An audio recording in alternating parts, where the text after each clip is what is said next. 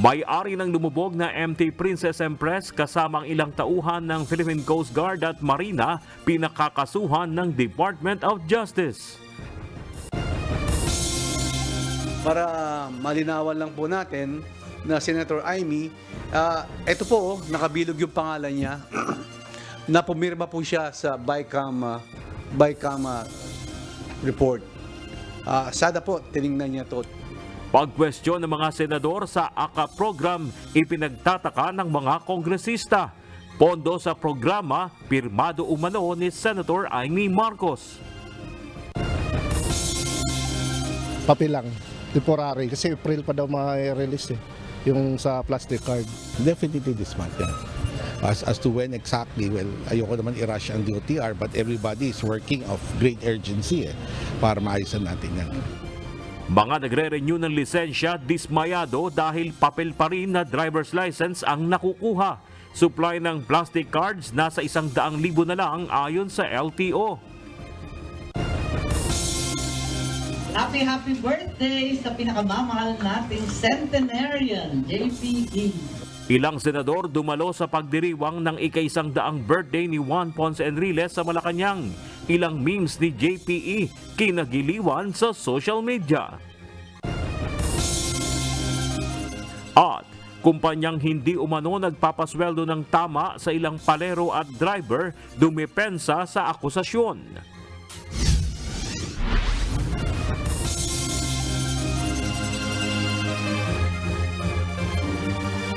Magandang hapon Pilipinas at sa buong mundo.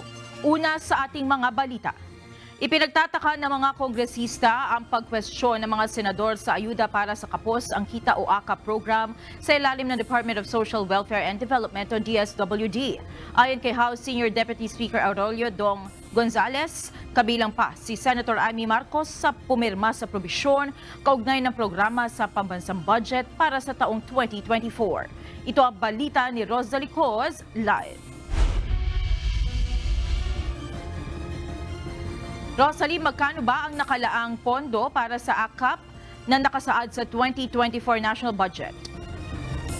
Monica, 26.7 billion pesos ang halaga ng nakalaang pondo para sa ayuda sa kapos ang kita o AKA program na nasa ilalim ng Department of Social Welfare and Development o DSWD para sa taong ito, taong 2024. One-time cash assistance ito na nagkakahalaga ng 5,000 pesos at ipagkakaloob para sa mga near poor, low-income families na lubhang apektado ng lubhang pagtaas ng presyo ng mga bilihin. Mariing itinanggi ng mga kongresista na gagamitin ang pondong ito para makahikayat na pumirma sa controversial na People's Initiative Campaign para amyendahan ang saligang batas. Sa pagharap sa media ng ilang kongresista, ipinakita ng mga ito ang isang dokumento kung saan nakasaad ang Amendment to Special Provisions sa 2024 National Budget. Kabilang ang AKAP program sa insertion sa pambansang pondo na inaprubahan ng Bicameral Conference Committee kung saan kabilang ang ilang kongresista at senador. Kasama rin umano sa mga pumirma rito si Senadora Amy Marcos. Ipinagtataka ng mga kongresista ang pagkwestiyon ng mga senador sa programa at pag-uugnay sa kontrobersya kaugnay ng PI campaign. Po, para malinawan lang po natin na Senator Amy, ito po, nakabilog yung pangalan niya na pumirma po siya sa BICAM report. Sada po, tiningnan niya to, this 26.7 billion. Binilugan ko po yung pangalan niya na pumirma po. Ako, ayun po, nakapirma po ako dito. Si Congressman Gil, nakapirma rin dito. Ako, nakapirma. Lahat ng miyembro po ng BICAM conference, nakapirma po rito. But nowhere in the GEA does it specify that it's going to be used for PI. At I think I was also following the hearing, wala naman sinasabi yung DSWD na gagamitin nila sa PI yon. Bakit po pilit na binibigyang kulay yung mga ayuda ng gobyerno at pilit po na ikinokonekta dito sa People's Initiative? Ayuda po yan ng gobyerno. Di porket insertion po ito sa BICAM, ibig sabihin ay may masamang intention. I hope we can do away with putting malice to that. Dagdag pa ng mga ito, walang kinalaman ng House of Representatives sa pagpapatupad ng programa. Bagkus ang DSWD ang nangangasiwa rito. It is the DSWD that has sole authority over these funds. That is clear in the budget law. Clearly, it's very clear that the Speaker as no House member has no role in the implementation of the program and the release and spending of funds. Samantala, batay kay Social Welfare and Development Secretary Rex Gatchalian, wala pang kahit isang sentimo ng AKAP budget ang nagagastos dahil kasalukuyan pang binubuo ng DSWD ang mga panuntunan sa pagpapatupad ng AKAP program. Monica, binigyang diin naman ng House lawmakers na sila susundin nila kung ano ba yung nais ni Pangulong Bongbong Marcos Jr. na isulong yung pag-amyenda sa ilang economic provisions ng saligang batas. Kaya dapat ng pagtuunan ng pansin ng mga senador at aksyonan with urgency yung resolution of both houses number 6 at dapat din anilang tapusin na yung usapin kaugnay ng People's Initiative Campaign. Balik sa iyo, Monica. Maraming salamat, Rosalie Cos, live mula sa House of Representatives. Plano ng Senado na magkaroon ng hiwalay na investigasyon sa ayuda sa kapos ang kita o AKAP program ng Department of Social Welfare and Development o DSWD. Ayon kay Senator Amy Marcos, malilihis lamang ang issue kung tatalakayin ito sa pagdinig sa People's Initiative.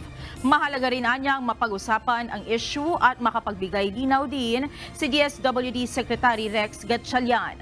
Palaisipan din sa Senadora ang programa dahil kailanman hindi anya ito natalakay sa budget hearing sa Senado. Si Senator Marcos ang dumepensa sa 2024 budget ng DSWD noong nakaraang taon bilang chairperson ng Senate Committee on Social Justice, Welfare and Rural Development.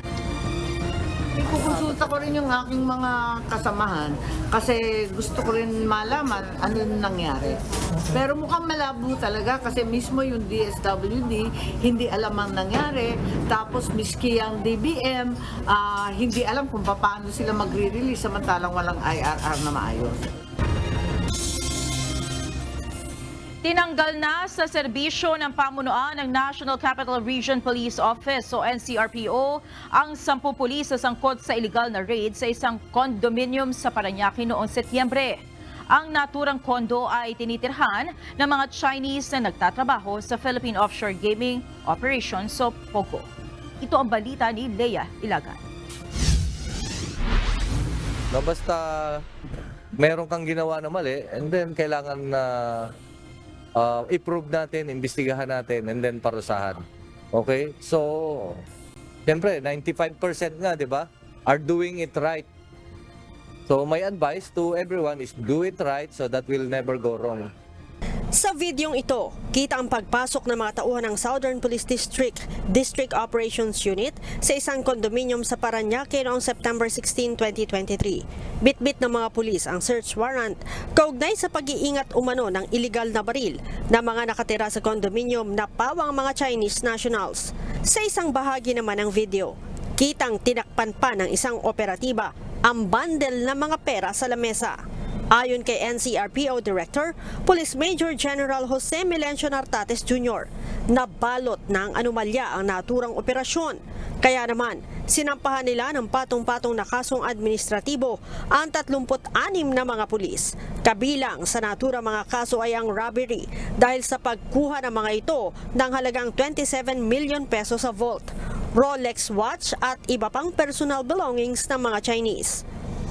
When you bring or dalhin mo yung mga ebidensya, pieces of evidence, physical evidence outside the premises that you have raided without the benefit of documenting it, you call it robbery. Mayroon din umanong planting of evidence dahil sa pagtatanim ng 2 baril at 2 magazine. Pag-abuso sa pagsisilbi ng search warrant dahil sa pagpasok ng mga ito sa iba pang kwarto na hindi naman sakop ng search warrant. Perjury naman sa pagsisinungaling sa mga pagdinig sa Kongreso habang under oath. Falsification of public documents dahil sa hindi pagsasama sa inventaryo ng nakuhang 27 million pesos. Obstruction of justice dahil sa pag-unplug ng CCTV at hindi pag-deactivate ng body-worn camera. at ang paglabag sa police operational procedures. Yung 36, they were recommended for summary hearing after 2 months of full-blown investigation and pre-charge investigation. So we are waiting for 2 presidential clearance for 2 personnel kasi isang general, isang colonel kailangan ng presidential clearance for summary hearing. So therefore, 34 lang ang ating nag-proceed yung summary hearing. Nagkaroon ng pagdinig sa Kongreso kaugnay sa naturang anomalya, kung saan 8 sa mga ito ang nakulong matapos ma-cite in contempt dahil sa pagsisinungaling sa naturang hearing. Kaya naman ang pamunuan ng NCRPO, 10 sa mga ito ang tinanggal na sa serbisyo. Demotion naman ng isang ranggo pababa ang ipinataw sa 7 iba pa habang suspended naman ang 17 sa mga ito. Bagamat kasama sa kinasuhan, naghihintay pa ang NCRPO ng presidential clearance para umusad ang kaso laban kina dating SPD Director Police Brigadier General Roderick Mariano at SPD Comptroller Police Colonel Charlie Cabradilla. Based on his statement ay hindi niya alam. But based on the testimony unsigned by the chief of the DSOU, alam niya. But this will be ventilated through the conduct of summary hearing kasi nihintay lang natin yung presidential clearance. Ang mga natanggal na pulis ay hindi na makatatanggap pa ng mga benepisyo. Leia Ilagan, UNTV, News and Rescue. Diyos ang aming sandigan, serbisyo publiko ang aming pinahahalagahan. Walang plano si Vice President Sara Duterte na magsampa ng kaso laban kay dating Davao Senior Police Officer Arturo Las Cañas. Ito'y matapos siyang akusahan na utak umano ng Oplan Tokhang sa Davao City. Sa panayam kay VP Sara sa Malaysia, inulit lamang nito ang panawagan sa dating pulis na mag-file ng kaso laban sa kanya kung talagang may ebidensya ito. Malabo na ang chance siyang mahukay pang buhay sa mga natabunan ng landslide sa barangay Masara, Maco, Davao de Oro. Bunso nito mula sa search and rescue operation, inilipat na sa search and retrieval ang paghahanap sa mga natabunan ng guho. Samantala dahil unti-unti nang naaagnas ang mga bangkay na nahukay, pansamantala munang inilibing ang mga ito pansamantalang inilibing ang mga hindi pa rin natutukoy na mga labi. Ito ang balita ni Lucille Lloren. Switch to search and retrieval. At still we are hopeful and positive na may ma-rescue pa tayo. 8 araw na ang nakararaan mula nang mangyari ang malawakang landslide sa barangay Masara, Maco, Davao de Oro. Dahil dito, malabo na ang tsansang may mahukay pa ng buhay sa mga natabunan ng guho. Kaya naman, simula ngayong araw, nasa search and retrieval na ang operasyon sa 51 nawawala pa. Sa kabila nito, ayon kay Incident Command Post o ICP Commander Engineer Ferdinand Doble, magiging maingat pa rin sila sa paghuhukay. Sa huling tala, 71 na ang bilang ng mga nasawi sa landslide. Gayunman, 67 lang sa mga ito ang buo pa, habang ang 4 ay mga bahagi na lang ng katawan. Kabilang sa mga nasawi ay 17 bangkay na hindi pa rin tukoy ang pagkakakilanlan. So, ang ginagawa po natin, our NBI-DBI, they have their parameters in conducting, and identifying our victims. Pero unang-una niyan is that the family members, kasi there are salient features yung ating mga victims that they have in their bodies. They have the jewelry, they have the tattoos. Dahil nasa state of decomposition na ang mga bangkay o nagsisimula ng mga moy at maagnas, minabuti ng lokal na pamahalaan na pansamantalang ilibing ang mga hindi pa rin nakikilala. Inabisuhan ang mga kaanak ng mga posibleng biktima ng landslide na pumunta sa St. Peter Funeral Homes Montevista o Funeral Homes Landa Mawab para matingnan at masuri kung kasama sa 17 unidentified cadavers ang kanilang mahal sa buhay na nawawala. Samantala, ayon sa Philippine National Police, iniimbestigahan na nila kung may pananagutan ang mining company sa nangyaring landslide. Ito ay kahit una nang sinabi ng Mines and Geosciences Bureau na walang kinalaman ang minahan na nag-ooperate sa lugar sa nangyaring sakuna. Mayroon na rin tayong deep and comprehensive investigation to be conducted dun sa sinabi nating Apex Mining for possible liability sa incident. Tuloy-tuloy naman ang tulong sa mga pamilyang nasa mga paaralan pa rin na nagsisilbing evacuation center. Gayunman, pinakakailangan nila ngayon ang mga permanenteng malilipatan dahil hindi na sila makakabalik pa sa dati nilang tahanan.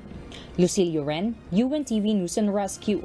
Diyos ang aming sandigan, serbisyo publiko ang aming pinahahalaghan. Muling nanawagan sa Department of Health o DOH ang isang koalisyon ng mga health worker na ibigay na ang kabuuan ng kanilang health emergency allowance noong nagkapandemya. Ayon sa grupo, hindi pa rin kasi naibibigay ang balanse ng kanilang COVID-19 allowance, gayong may inilabas ng pondo para rito ang pamahalaan. Ito ang balita ni Jed Neresina. Talaga pagod na kami kakapunta rito. Talagang grabe na ang gobyerno natin. Kailangan pa ba tayo pahirapan? Pera naman natin yan. Pinangako nila sa amin yan. Hindi ito ang unang pagkakataon na nagsagawa ng kilos protesta ang iba't ibang grupo ng health workers kaugnay sa ipinangakong Health Emergency Allowance o HEA.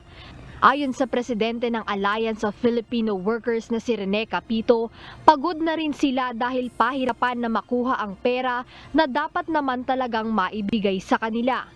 Aniya, may pauna na namang naibigay ngunit malaking halaga pa rin o nasa 15 buwan pa ang kulang sa naibigay sa kanilang allowance.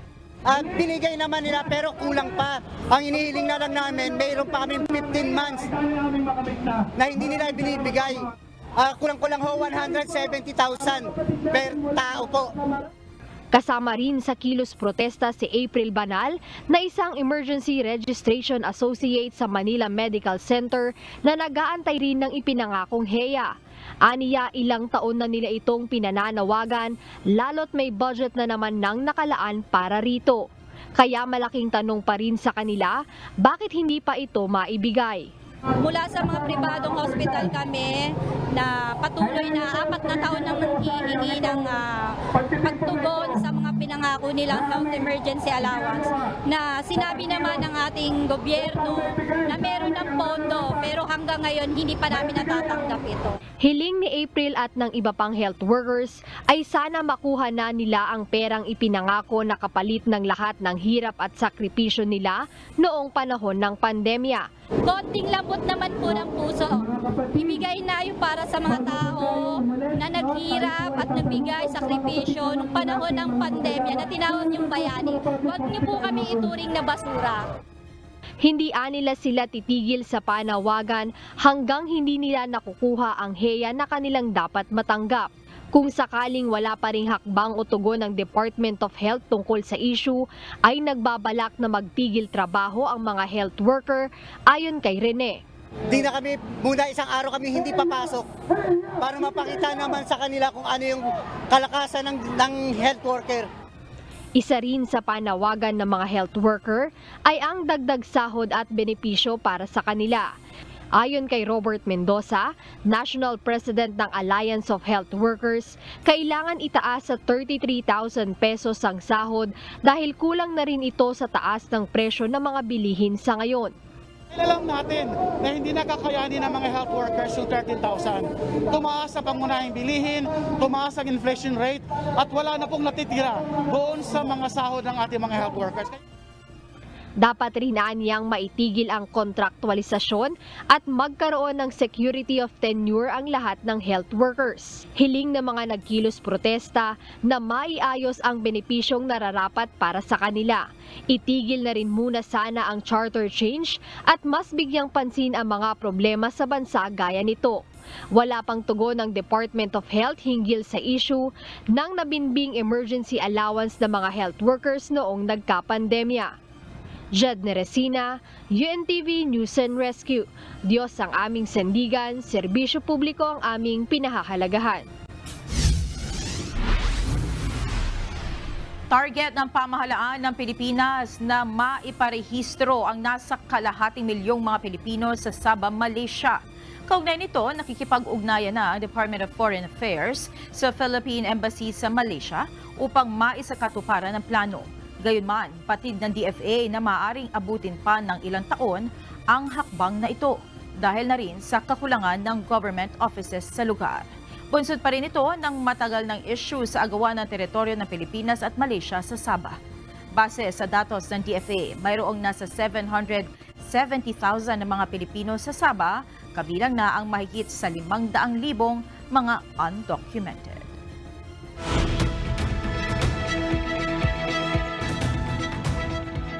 Nakatakda ng lumaya si former Thai Prime Minister Thaksin Shinawatra. Inaasahang makalalabas na ng kulungan ng 74-year-old politician sa Sabado, February 17. Si Thaksin ay nahatulang makulong ng 8 taon dahil sa abuse of power. Ngunit nabigyan ng royal pardon kaya na-reduce ang kanyang sentensya ng 1 taon. Hindi pa man nagtatagal sa kulungan ay nabigyan naman ito ng parole. Maagang nagtungo sa polling center sa mga Indonesian upang pumili ng kanilang mga susunod na leader. May ilang lugar naman na ipinagpaliban ng halalan dahil sa baha dulot ng pagulan. Ito ang balita ni Regine Bolivar.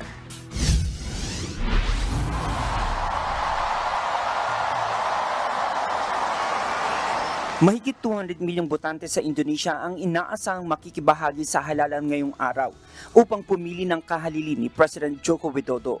4 ang naglalaban-laban para sa susunod na Pangulo ng Indonesia. Ito ay sina former General Prabowo Subianto na susubok makuha ang pinakamataas na posisyon sa ikatlong pagkakataon. Running mate naman niya ang 36 anyos na anak ni outgoing President Joko Widodo na si Gibran Rakabuming Raka.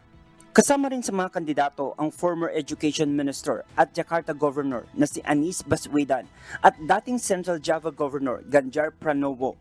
Bukod sa presidente, kailangan din pumili ng Indonesians ang isang bagong pambansang kapulungan ng mga kinatawan at iba't ibang lokal na mambabatas. Inaasahang malalaman ang unofficial quick count result ng election ngayong gabi at sakaling walang makapag-secure ng simple majority, magsasagwa ng runoff vote sa Hunyo. Mahigpit namang binabantayan ng Asian Network for Free Elections o ANFREL ang eleksyon. Hinihikayat din ito ang mamamayan na maging mapagmatsyag at huwag hayaan ng mga magtatangkang sirain ang demokrasyang tinatamasa ng Indonesia. Regine Bolivar, UNTV News and Rescue. Diyos ang aming sandigan, serbisyo publiko ang aming pinahahalagahan.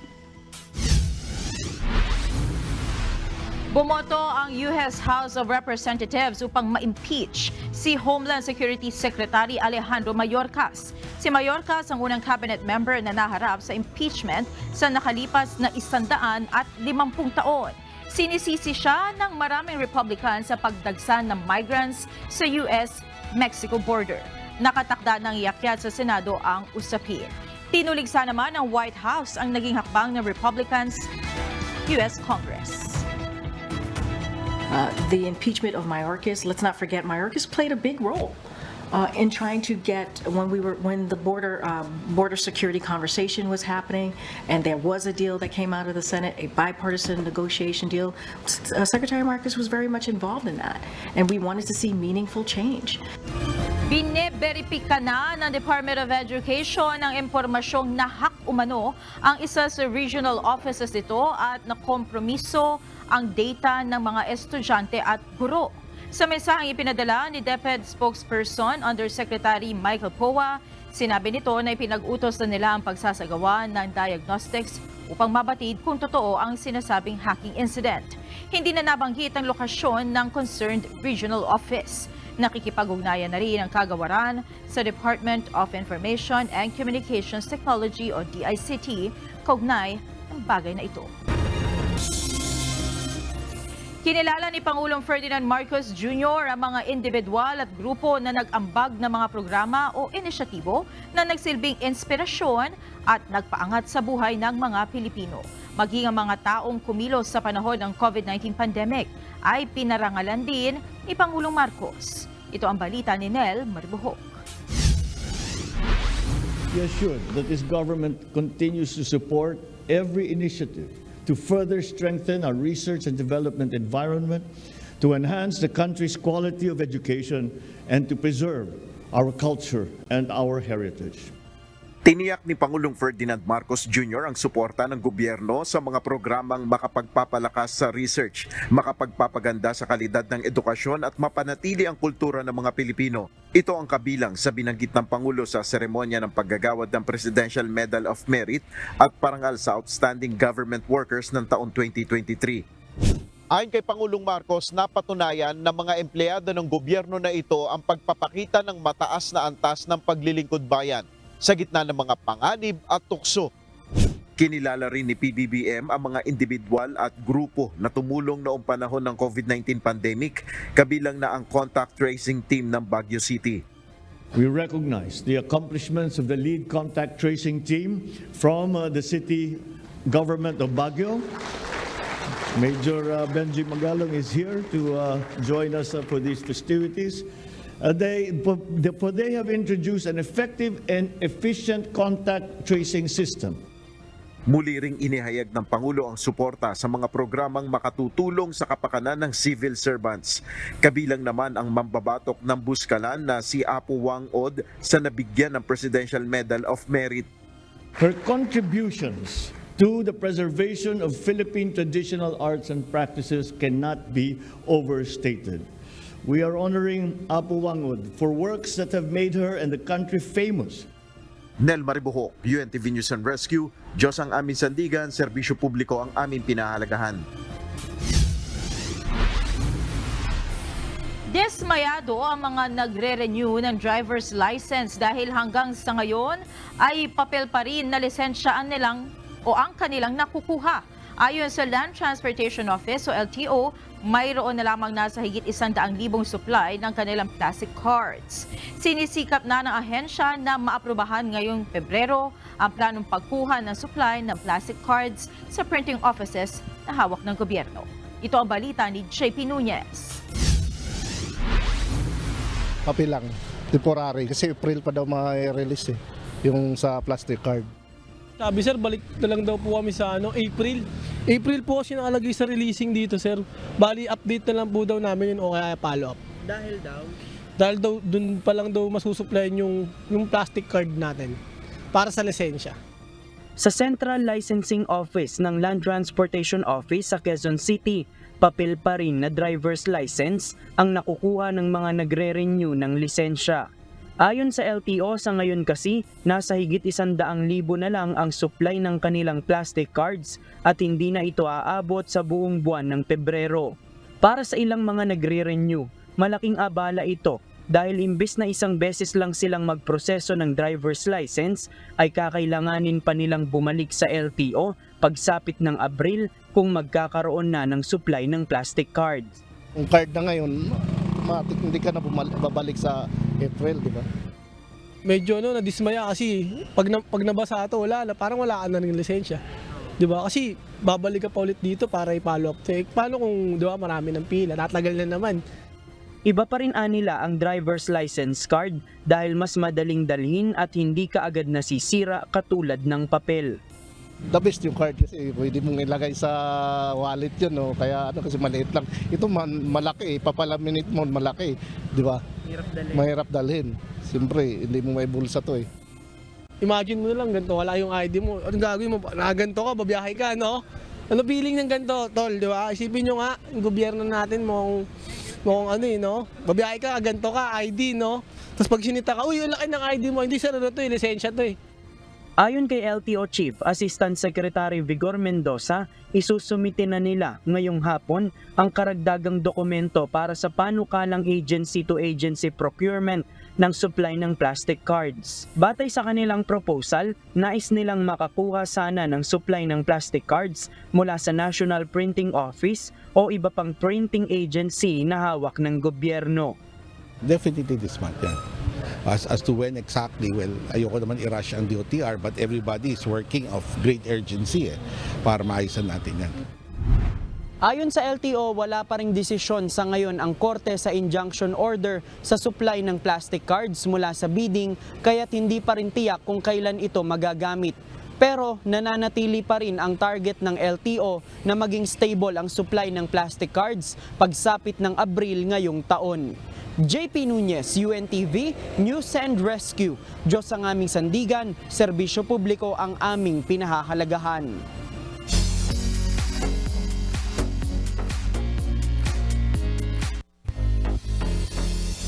Isang panibagong istorya ang inihanda ng KDR Music House at Wish 1075 para sa ikalawang Wish Day concert ngayon 2024. Nagpahayag naman ng matinding excitement ang mga bibidang aktor dahil ito ang kanilang magiging unang pagkakataon na sasabak sa live acting sa harap ng maraming wishers. Ito ang balita ni Gladys Tuat. Pag-uminan ko ba to? Are you open to have a date with me? Parang masyadong mabilis yung galawan.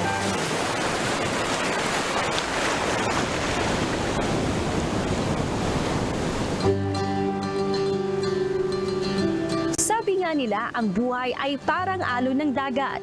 Minsan tahimik at payapa.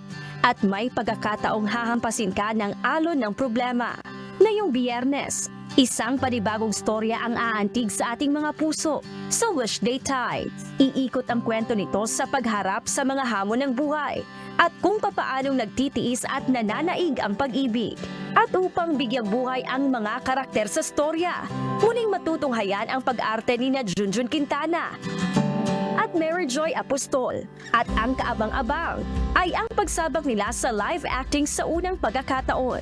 Yun ang natuto ako sa Wish Date na pinapakita nila palaging human stories. This time, I'm really looking forward to be able to perform in front of many people in Araneta Coliseum, and it's going to be my first time as an actor to perform, to have a live performance po. And kaabang-abang, masasabi ko na sana mas maging exciting for this particular episode. Yes, pero may kaba. Hindi nawala yung kaba ko kasi nga last ko yata na nag-live is high school ako. Oo, parang Cinderella pa ata yung pinortray ko nun. Pero ito talaga totoong live siya. So, ayun, I'm very excited. Kasama rin sa kukumpleto sa cast si Liniel Navidad at Iyana Sumalpong, na first time ding mapapanood sa big screen ng Wish Date concert. Ibinahagi ng mga aktor bagaman kabado sila sa kanilang first time. Masaya at excited sila na mararanasan nila ito sa Wish Date na magaang kasama at katrabaho. When I first read the story, it was very interesting. One thing that came to mind is, wow, ang sakit. The ability of the character to overcome that or to make a resolution about the problems, it's actually amazing. And so far, the story is good, it's great. You really have to watch it. First of all, I am happy and I am honored to be here. First of all, I was, kinakabahan pa po ako sa una, pero at the same time, I'm excited and happy and thankful po. Aabangan din ang live performances ng OPM icon Joey Albert.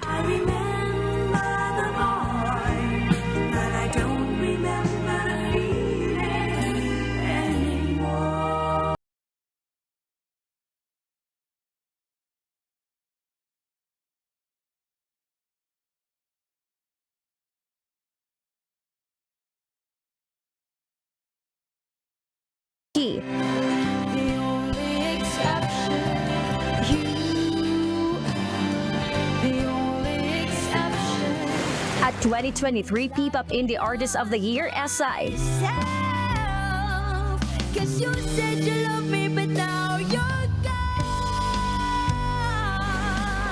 Tunghayan ang mga nakakadalang eksena at mga awiting inihanda ng OPM artist sa Wish Date Tides ngayong Biyernes, February 16 alas 7 sa The Big Dome. Gladys Tuabi, UNTV News and Rescue. Diyos ang aming sandigan, serbisyo publiko ang aming pinahahalagahan.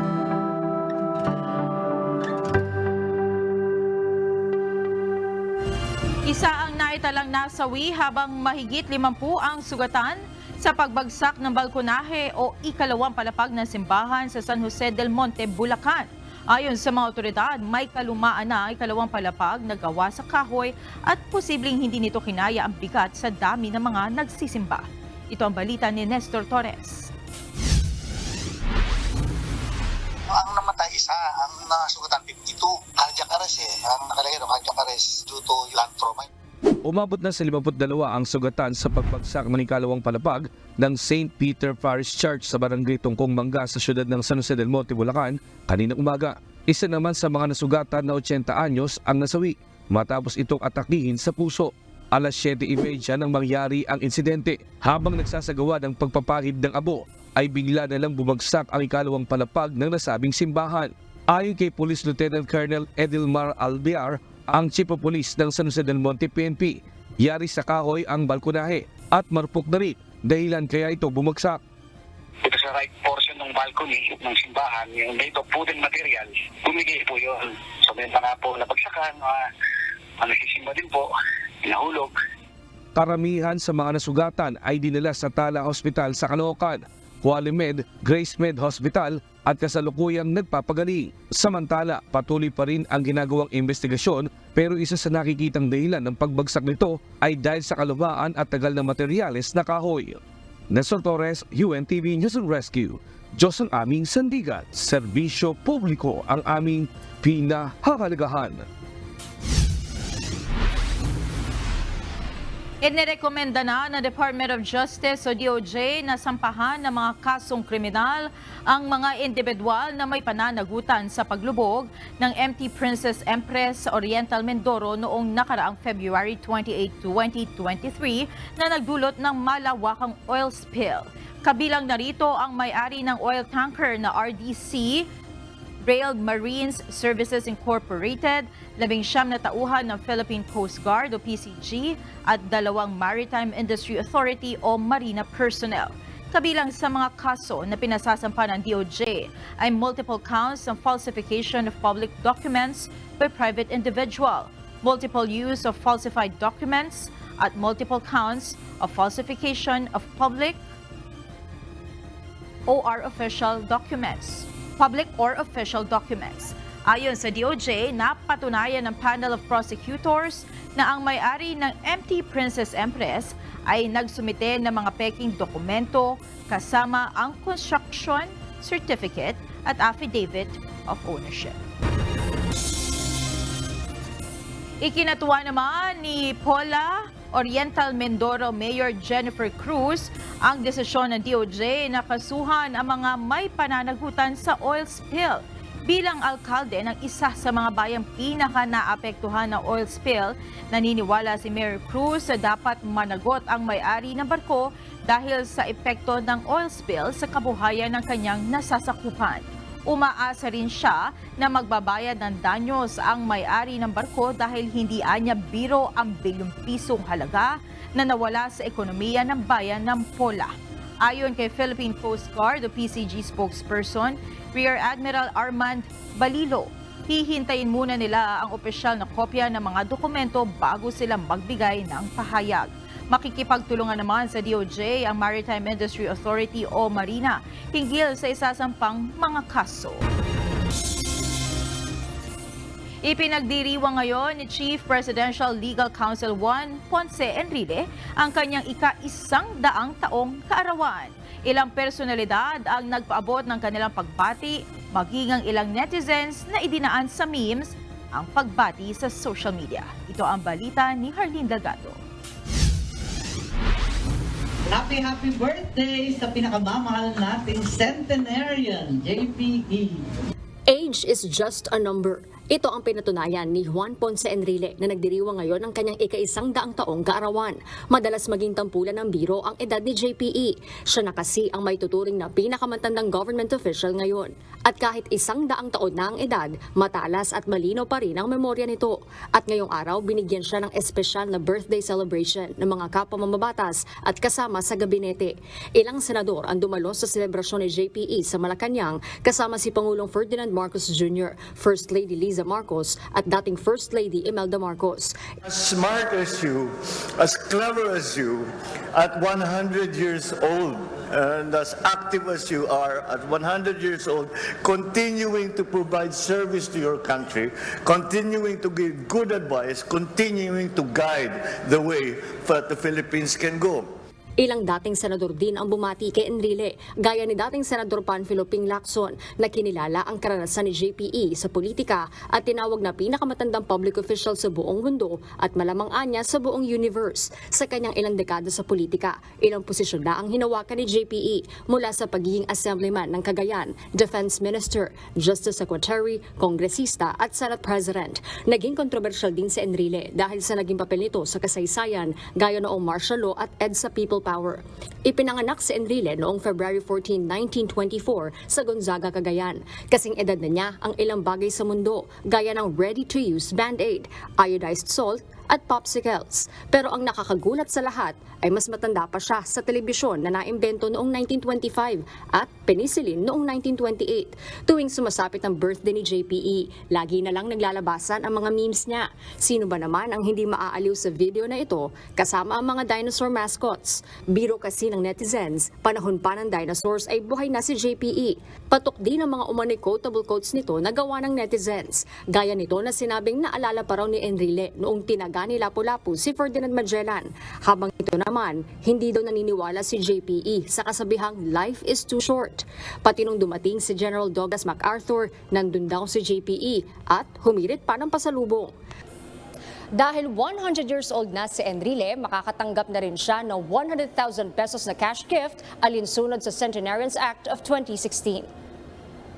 Batay sa kanyang mga panayam, wala anyang itinuturing na sikreto sa mahabang buhay si JPE. Pero kabilang anya sa kanyang nakagawian ay ang pag-inom ng maligamgam na tubig, palagi ang pagbabasa at pagkain ng masusustansya gaya ng gulay. Harleen Delgado, UNTV News and Rescue. Diyos ang aming sandigan, serbisyo publiko ang aming pinahahalagahan.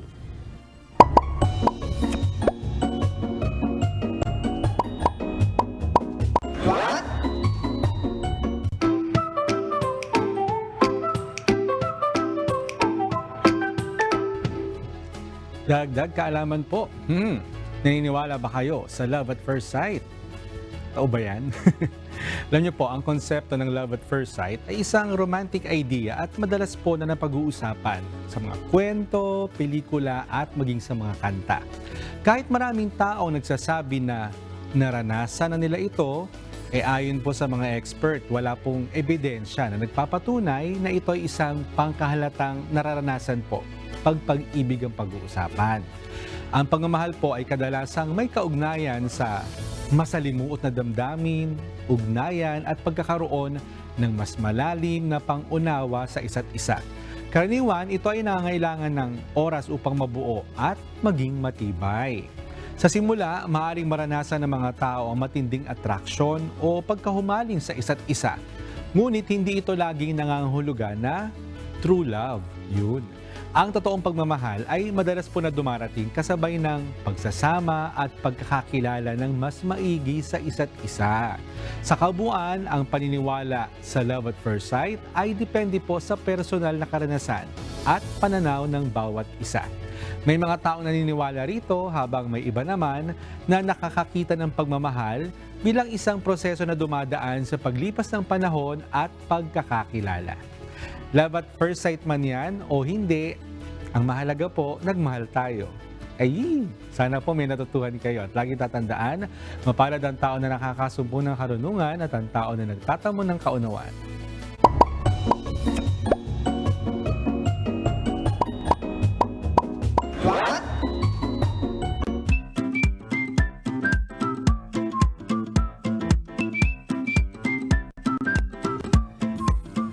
Mon, marami talagang mga kausi tayo dito sa IAB, no? Kahit dito sa studio, meron tayong mga kausi na gustong malaman kumusta daw ba ang puso mo ngayong araw. Ayun, habang sinusulat ko nga yan, Monica, tong ating trivia ngayon, binalikan ko yung unang-una kong minahal. Charot. Kasi love at first sight eh. So tinignan ko, sino ba yung una kong minahal? Love at first sight ba? So parang hindi ako naniniwala sa love at first sight. Hindi ka naniniwala? Pero may back up naman yan ng research, ng science. So hindi naman daw talaga, walang scientific basis yung love at first sight.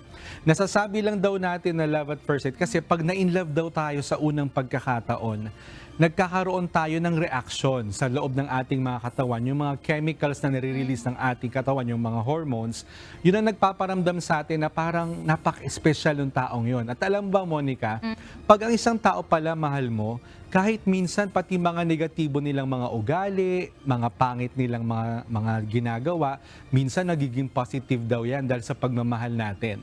Kaya pag nagmamahal tayo, nararamdaman natin yung bugso ng damdamin na yon. Kaya nasasabi natin na love at first sight. Oo. Tsaka bagay yung sinabi mo na yung minsan na-overlook yung mga negative qualities, diba? Bagay dyan yung sinasabi naman na love is blind.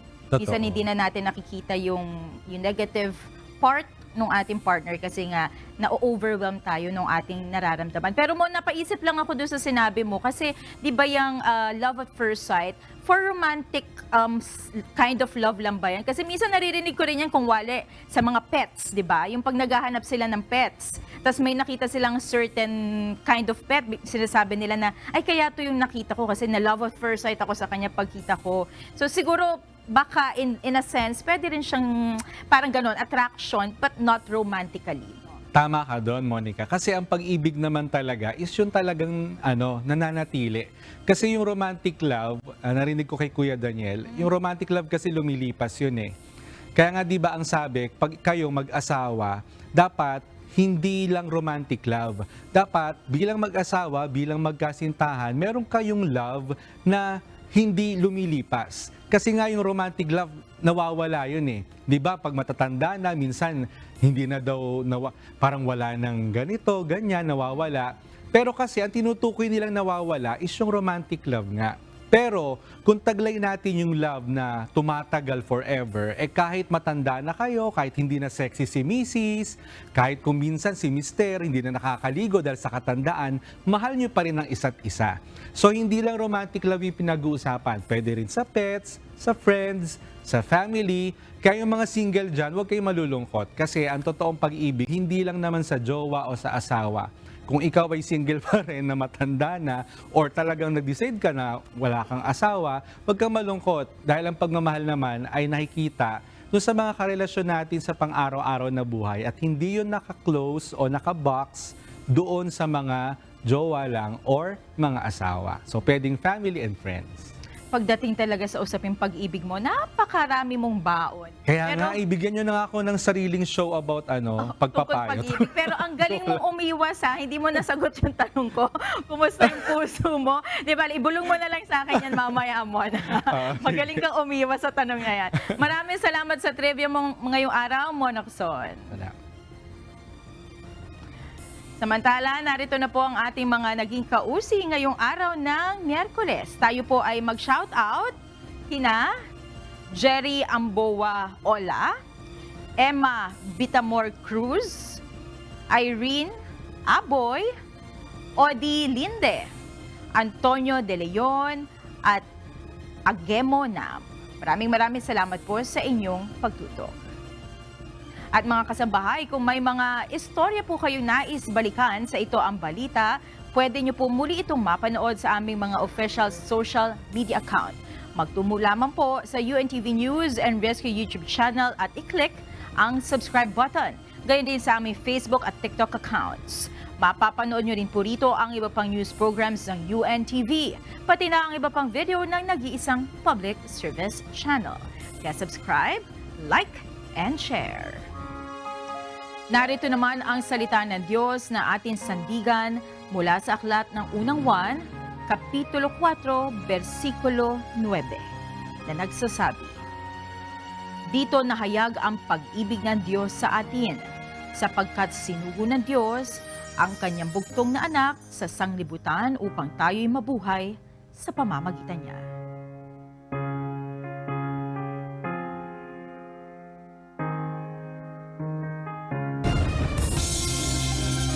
At yan ang naging kabuuan ng ating balitaan ngayong gabi. Aming inilahad ng buong katapatan kung paano namin nasaksihan. Kayo'y makapagtitiwala na ang aming nakita at narinig ang aming ibinabalita. At dito sa UNTV, Diyos ang aming sandigan. Serbisyo publiko ang aming pinahahalagahan. Magandang gabi.